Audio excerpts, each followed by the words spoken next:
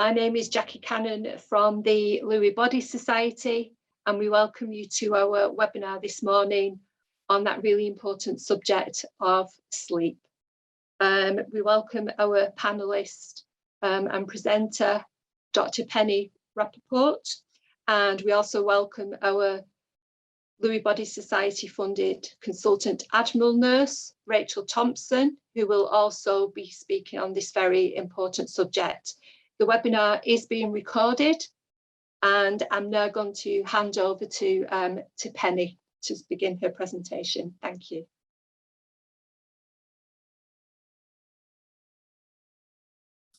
Hello, everyone. Thank you, Jacqui. So it's really good to be here today. Thank you very much for having me and for inviting me.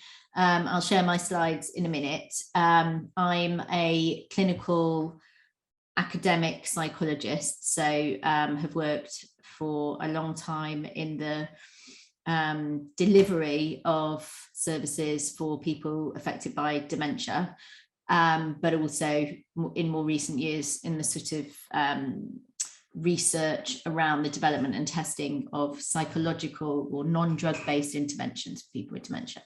So I'm going to share my slides now. Hopefully you can, oh, hang on. Let's see. I've made myself disappear. That's good. There you go. I'm back. I'm going to slideshow. Now, I'm assuming you can see my slides. Maybe we can, Penny, and I should have said, if anybody has any questions during Penny's and Rachel's presentations, if you could put them in the Q&A box, and we will try to answer as many as possible at the end. Thank you.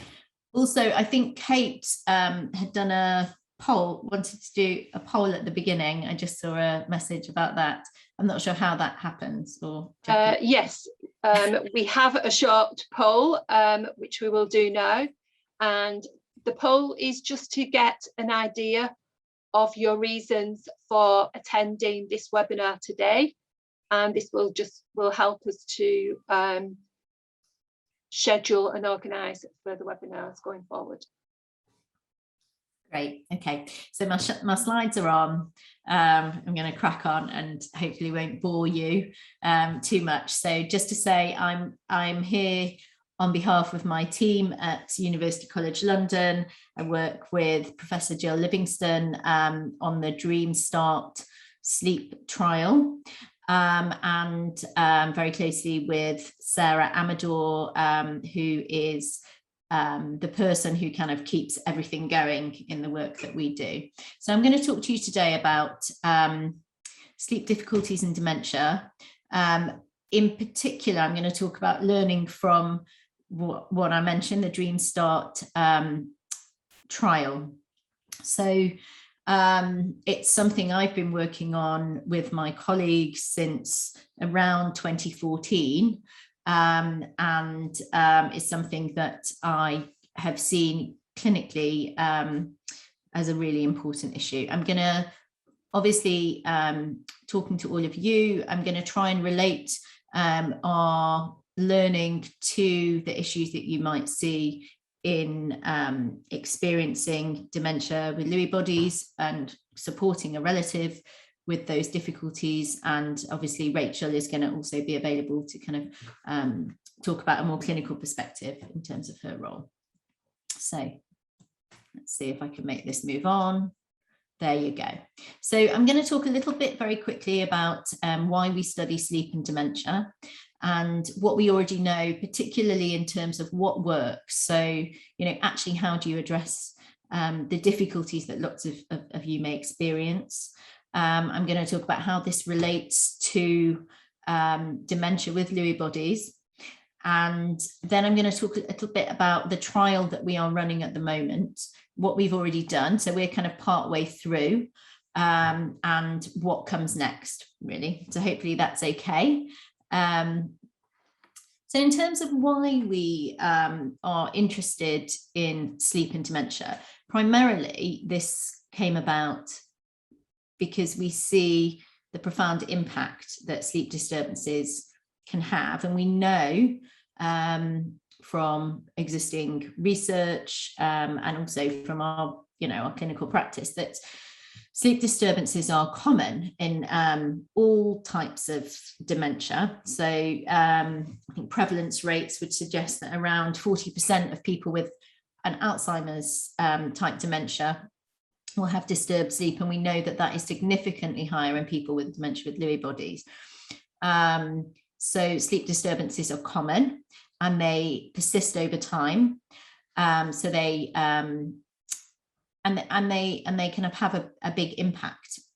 I'll talk about that in a second. But when we talk about sleep disturbances, we're talking about a whole range of issues. So that's kind of impaired sleep initiation, so difficulty falling asleep, difficulty staying asleep at night,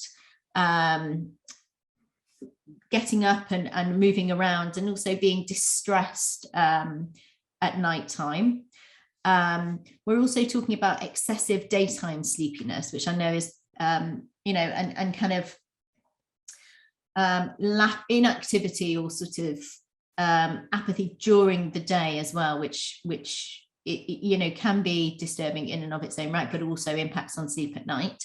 And obviously for dementia with Lewy bodies, we're also talking about the REM sleep behavior disturbances. So that would be a sort of more complicated movement problems that happen when people are asleep at night, when they are kind of, might be acting out dreams, and it can have a very sort of profound effect, as I'm sure lots of you will have experienced. And what we also know is that sleep disturbances are distressing for the person experiencing them themselves. So it can be frightening, it can be tiring, it can be upsetting. It's also really often quite distressing for people who are caring for a relative, particularly if you're woken up at night. And it can, so it can predict family carers themselves feeling more depressed and feeling quite overwhelmed, and often, sleep being disturbed regularly and for long periods at night is often the thing that kind of predicts or kind of leads into people moving into a care home, particularly because good quality care and support at night is difficult to come by and is expensive. So just a little bit about sleep disturbances in dementia with Lewy bodies. So as I said, it's a bit more like 50% of people will have sleep disturbance. And particularly that would be difficulty staying alert during the day, like napping a lot during the day. There may be the impact of visual hallucinations and delusions, particularly at night, and kind of misinterpreting those things, becoming distressed by things that we see. So, and restlessness, physical restlessness at night, moving around. And as I mentioned, the kind of rapid eye movements for the REM sleep behavior disorder, which is a very specific issue that happens for people, often for people with dementia with Lewy bodies, also with Parkinson's disease as well. And we know that these problems are caused by lots of different things kind of interacting together. So sometimes that's about the things that would keep all of us awake at night. So pain, anxiety, sometimes people can be on lots of different medications at the same time, and the medication themselves can have an impact on people's sleep. And there may be things in the environment that are stopping people from sleep. It might be too cold, too hot, too light, too noisy. People might be particularly sensitive to changes in the environment. And then there are also kind of particular changes that happen in the brain for people living with dementia. And there's a particular part of the brain, the suprachiasmatic nucleus, which is really important for maintaining sleeping and waking regularity and sleep patterns basically that is impaired in people who experience dementia. And then there's other things that happen for people with dementia with Lewy bodies as well. And these things are often not very well understood by scientists, which is part of the problem when trying to treat the problems. So you can have this kind of disturbed day and night pattern. So the circadian pattern, the sort of feeling you get when you're jet lagged, which can really be worse in people living with dementia, but also inactivity and napping. So something which is very common in dementia with Lewy bodies, impacts on something called sleep pressure, which is another factor in sleep, basically, where it's the same for all of us, that as you move further away from being asleep, the pressure to fall back asleep increases, and you need that increased sleep pressure in order to fall asleep. So if you don't have the increased sleep pressure because you're sleeping a lot more of the time, then it's harder to fall asleep or stay asleep. What we also know is that there are no known effective drug treatments, and that various sleep medications frequently cause harm. So they have kind of complicated side effects for people living with dementia. So you might be at increased risk of falling and other issues, and it can cause, there's lots of reasons why medication is only used if absolutely needed, and often the evidence for whether it works is not great anyway. So which is why we wanted to develop, I work in the division of psychiatry, I'm a psychologist, but I work with psychiatrists, but we wanted to work together to try and come up with something to try and address these kind of very complex issues.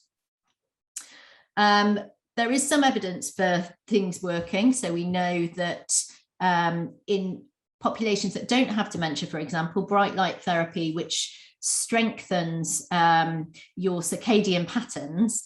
So there's a picture there of one of the lamps that we use, these kind of bright light lamps. They're used for things like seasonal affective disorder as well. But you effectively need to make sure that people are getting enough light to kind of stimulate the threshold that would enable them to sleep better. What we know is that light therapy alone for people with dementia doesn't work that well. There isn't a sort of strong evidence base for that. But there is some pilot studies that have been done, including one that we did, that shows that, you know, these are complicated problems, so you need a complicated solution. But if you combine light with helping work out what's happening, sleep hygiene, so introducing ways to kind of improve sleep patterns and regularity, physical activity during the day, and some aspects of cognitive behavioral therapy for insomnia, that can be really helpful. But what we also know is it's, you know, it says there poor adherence, and what that means is that, you know, you can have these complex interventions, but actually it's really hard to make changes to your own behavior. It's even harder if you're supporting changes in the person you're caring for. So it's hard to kind of put these interventions into practice. So what we did was come together with a group of experts by experience, so people living with dementia and affected by dementia, family carers, and with experts in sleep research. So we work closely with the Sleep Research Centre at Oxford, and experts in dementia research, so myself and my colleagues, and we built an intervention together, which is called Dream Start, and it's a 6-session intervention, and we built it and we tested it initially a few years ago on a small scale to see basically whether we could do it and whether people liked it. And for want of a better, you know, people did do it, people did like it. So we got funding from the NIHR, the National Institute of Health Research, to do a big trial across lots of different sites, which I'll tell you about. So what the intervention involves is it's manualized. So it's a paper-based written manual, but it's not something where we just kind of give people a book and say, go away, work through this. It's a therapy that is delivered individually. So we have graduate psychologists, so people who have lots of experienced, but they're not clinically trained. So they're not people like me who've worked for a long time and got a postgraduate qualification in psychology. And the reason we do that is because we want this intervention, if it works, to be widely available in the NHS or outside of the NHS. So we need to have a group of people available to deliver it. It can't just be highly specialised clinicians. We give, it's delivered mainly to family carers, but people with dementia will also join those sessions if they have a more mild dementia and they want to be there, and they can participate. But it's effectively, the carers kind of act as the people who are putting the strategies into practice. And we use something called an ActiWatch, which is it's like a Fitbit type watch thing that you wear on your wrist, and it measures movement. And from that, you infer whether someone is asleep or awake. So it looks at movement and light. So all the people with dementia who take part in our study wear these watches before we start. Then if they get the intervention, we use their real data. So we can actually, we've recorded their patterns of movement particularly. So we use that in our intervention so that it's individually tailored to the particular sleep problems people have. It's a very practical intervention. It's manualized so that it can be rolled out more widely, but it's individualized. So it's tailored to the particular problems that a person and their family are experiencing. You sort of map that out in the first session. And then each week there's lots of practical exercises, discussion and action planning, basically. And also stress reduction exercises. And they take about an hour. And it was designed pre-COVID and delivered face-to-face, so in people's houses, basically. During COVID, we're doing a sort of a mix of things, and the different sessions are there, and that's a page. The picture is a page from the manual, which is you won't be able to see the detail of that, but it's very much that bit's about light. So it's a kind of general understanding of sleep and dementia, the importance of light and routine, and building a plan around that, trying to reduce daytime napping and inactivity. And then there's 2 sessions which focus in much more depth around the specific nighttime behaviours that people are experiencing, if they're experiencing them. So that would be the sort of more distressing things that happen at night. That might include things like the REM, sleep disturbances. And the final session of the 6 is bringing it all together. So thinking about what works, what can we do more of, what didn't work, well, let's leave that to one side. And we make a kind of written action plan that it kind of builds all the way through, and people go away with that at the end of the 6 sessions. So as I said, we did a feasibility trial. So we tried it out initially. People liked it. We found that the watches are a bit problematic. People were happy to wear them, but they're not especially useful with people living with dementia because, as I said, they're based on movement. I won't talk too much about it because it's not that interesting, but they're based on movement. And if people don't move at all or a lot, it kind of tends to say, the data would suggest that people are asleep a lot more than they actually are. So we use it, but we use it very cautiously. And we also learned that we needed to sort of change a few things, tweak a few things before we tested the intervention in full. I'm just going to move on because of time. So we are currently running a trial, and we need to recruit 370 people living with dementia and their family members, so pairs of people. The bits that are highlighted here are things that changed after we initially tested it. So we recruit very broadly, so any type of dementia, including dementia with Lewy body or Parkinson's related dementia, but we don't include people who have a specifically alcohol related dementia or who are drinking heavily during the intervention. And that's primarily because actually our intervention is very unlikely to work with that population because alcohol has such a big impact on people's sleep. And quite practically, we need people who have someone with them at night, or have a family member living with them, so that we actually can make changes at night with the carer. And we need people who are going to be around for the period of being in the trial. But apart from that, we're very broad in who we include in our research. If people just have a sleep breathing disorder, like a sleep apnea, we exclude them as well, because it's very much designed around the kind of psychological and behavioural symptoms that you see in dementia, not those kind of physical things, like a breathing disorder, which have their own specialist interventions. So we try not to move beyond what we are, able to try and address. Oh, that's a weird noise. I'll just do that. So in terms of where we're up to at the moment, we are, as we say, we've got a multi-centre trial going on. So we have about 10 different sites, mainly in and around London and the southeast, but we also have lots of activity up in the Tees, Esk and Wear Valley area, which is a big swathe of kind of east. Any of you are on from there today.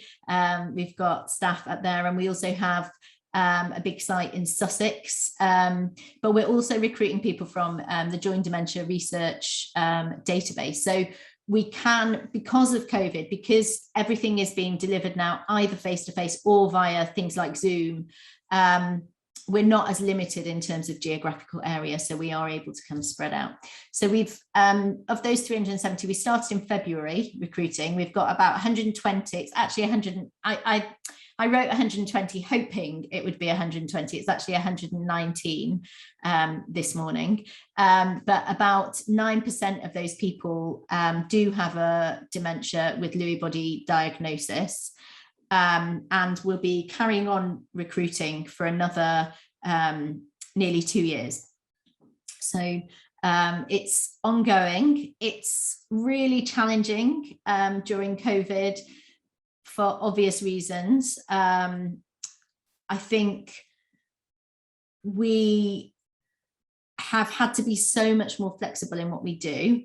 So I was trying to think about, what have I learned leading this trial? What have the people who are delivering the intervention learned? What's the experience been like for people living with dementia who are taking part? So I, as well as leading the trial, I also do most of the supervision of the therapists who are delivering the trial. So I have a really good handle of the sorts of issues that are coming up.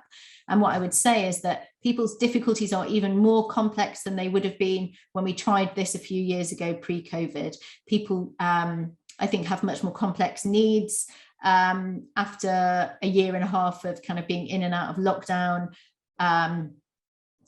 People are less connected in with services. And so as a result of that, we need to be encouraging, working really closely with those carers to be really persistent, to try out the different strategies that are included, and also to be very creative about how you need to adapt things in the current circumstances, really. I suppose the other learning is just how important having kind of that good regular support is, and how so much of it is about having, these one-to-one sessions with someone over a period of time who can kind of work with you to try and address some of the difficulties. And that real flexibility around how we deliver it. So obviously in a research trial, you have to deliver things as they're intended. You have to be very consistent in how you deliver it, but you can also be very flexible because it is individualized, to make sure that we can kind of deliver it as we would like. So I think that was all I wanted to say, but just that, we are trying to test something that has the potential to make a real difference to people's lives. And although it's not specific for people with dementia with Lewy bodies, it's, I think, flexible and broad enough to try and address the sorts of breadth of difficulties that we might see. So I've put my contact details there, and actually I'm not here to recruit to the study at all, but if people are interested, I've put Sarah, our trial manager's details there, but you can always email me with any questions that you have if I don't answer them effectively today. I'm going to stop sharing my slides now and actually stop talking. Jacqui, does that sound Yeah, okay? no, thank you very much, Penny. That was really, really informative, and I'm sure everybody on this webinar today thinks the same. I'm going to ask Rachel to say a few words now, please, and then we'll look at the Q&As. Thank you. Hi, thank you, Jacqui, and hello everybody. Nice to see so many people on the call. Thanks, Penny. That was really helpful, just to give us an idea about what you're doing in your trial, but also just some of the underpinning causes of sleep disturbance and how it can affect particularly people with dementia. And I guess I'm not going to say huge amounts because I think there'll be some things that come up in Q&A, but just I suppose from a kind of clinical perspective, that I know from my own experience that sleep, particularly for people with Lewy body dementia, can be so devastating in terms of the impact it can have when people have got difficulties. And I guess the main things just to think about in terms of Lewy body dementia in particular is what we see most commonly, and some people on the call, on the webinar may resonate with them, is this, what we call this REM sleep behaviour disorders. That's one of the most common symptoms and the most difficult things to manage for people. Now, we think actually for people with dementia with Lewy bodies, and this is where the cognitive or the dementia symptoms occur before Parkinson's, that when people have looked back, they find that actually these sleep problems have started a long time ago. And people say things like, oh, you know, perhaps there were problems where people had very vivid dreams or nightmares where they would wake up. So this specific REM sleep behaviour disorders, and people again may resonate, that it's when people will have these wakeful periods during the night, and in the period of deep sleep, the dream sleep state, that people will act out their dreams. So people may thrash around with their limbs. In fact, some people can get up and walk around and still be in a kind of dream state. For some people, they will wake up in the middle of the dream, and it can be really quite distressing. And sometimes people describe them as night terrors.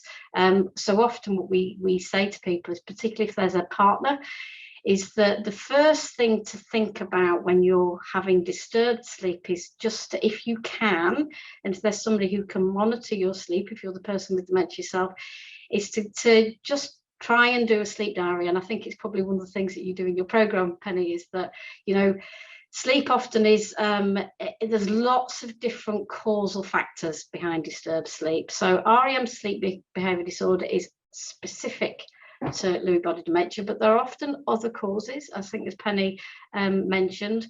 So certainly for people with Parkinson's disease dementia, which comes under the umbrella, the Parkinson's symptoms themselves can become a problem. So if people got motor related problems, either restless legs, I know that's a real problem for some people, certainly around getting to sleep, or it may be that the kind of movement during the night wakes people up. So it's trying to unpick what is it that's causing the problem. Another really common problem I find is people getting up to, we have this increased frequency of needing to go for a wee at night, this nocturia we call it.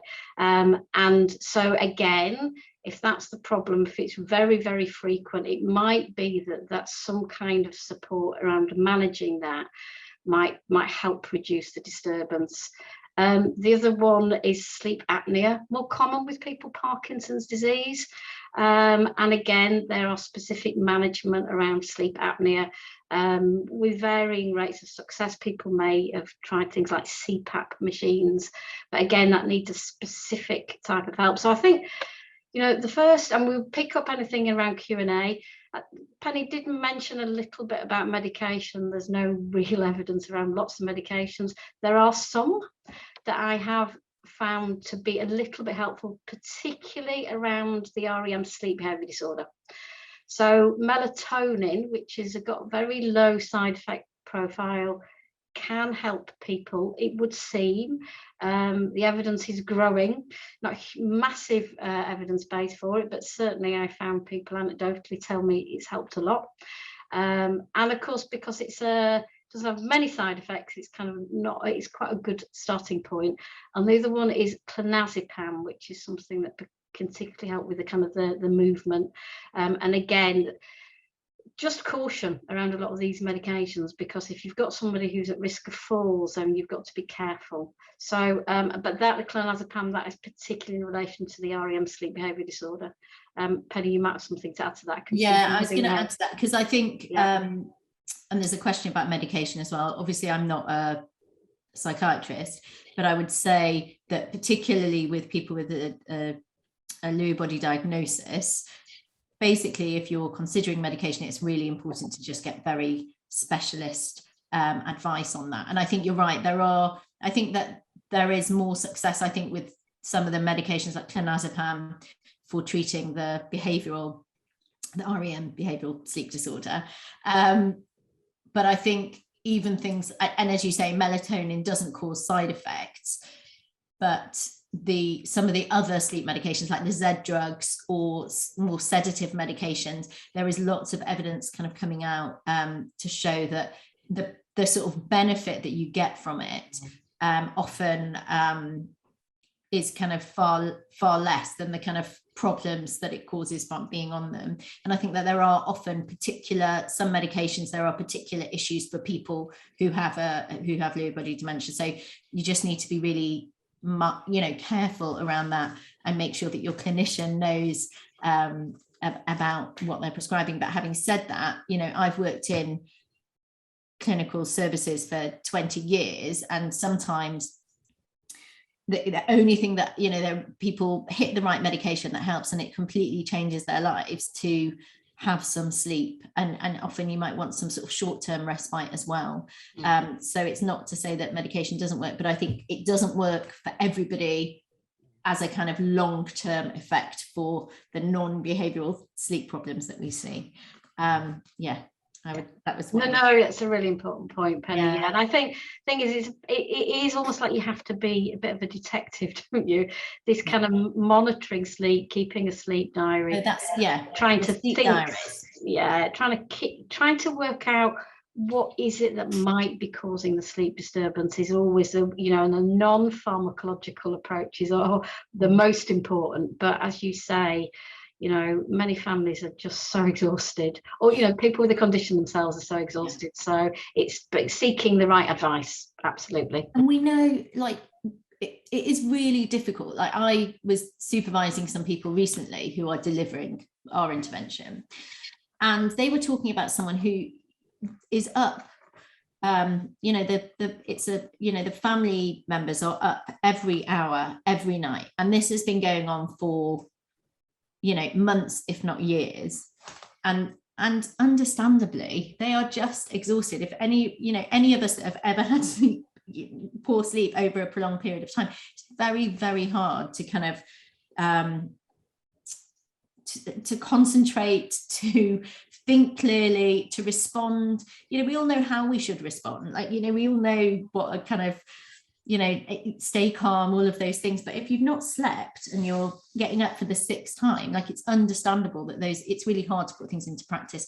So I think it's also the thing that I would always say is that these are really complicated problems, and there are no quick answers, but that sometimes there are smallish things that can make things slightly better.